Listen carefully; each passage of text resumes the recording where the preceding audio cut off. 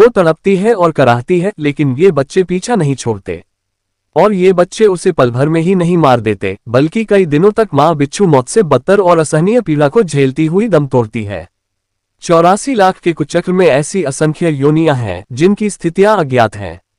शिक्षाप्रद कहानी। मादा बिच्छू की मृत्यु बहुत ही दुखदायी रूप में होती है।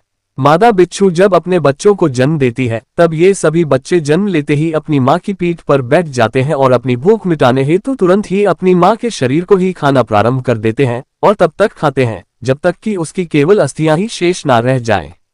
वो तड़पती है और कराहती है, लेकिन ये बच्चे पीछा नहीं छोड़ते। और ये बच्चे उसे पल भर में ही नहीं मार देते, बल्कि कई दिनों तक मादा बिच्छू मौत से बदतर और असहनीय पीड़ा को झेलती हुई दम तोड़ती है। मादा बिच्छू की मौत होने के पश्चात ही ये सभी बच्चे उसकी पीठ से नीचे उतरते हैं। 84 लाख के कुचक्र में ऐसी असंख्य योनियां हैं जिनकी स्थितियां अज्ञात हैं। कदाचित इसीलिए भवसागर को अगम और अपार कहा गया है। संतमत के मुताबिक ये भी मनुष्य योनि में किए गए कर्मों का ही भुगतान है। अर्थात इंसान इस मनुष्य जीवन में जो भी कर्म करेगा, नाना प्रकार की असंख्य योनियों में इन कर्मों के आधार पर ही उसे दुख और सुख मिलते रहेंगे। ये तय है। मनुष्य जन्म बड़ी ही मुश्किल से मिला है। ये जो गलियों में आवारा जानवर घूम रहे हैं ना, इन्हें भी कभी मनुष्य जन्म मिला था और इनमें से भी कोई सेठ साहूकार या कुछ और होंगे।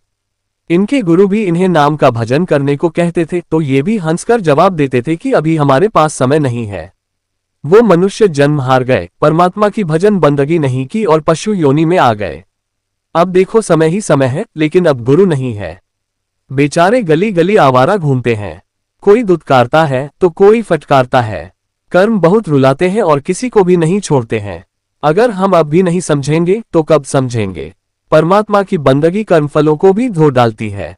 हमें चाहिए कि हम नियमित परमात्मा का भजन सिमरन करते रहें और उसका शुक्रिया अदा करते रहें।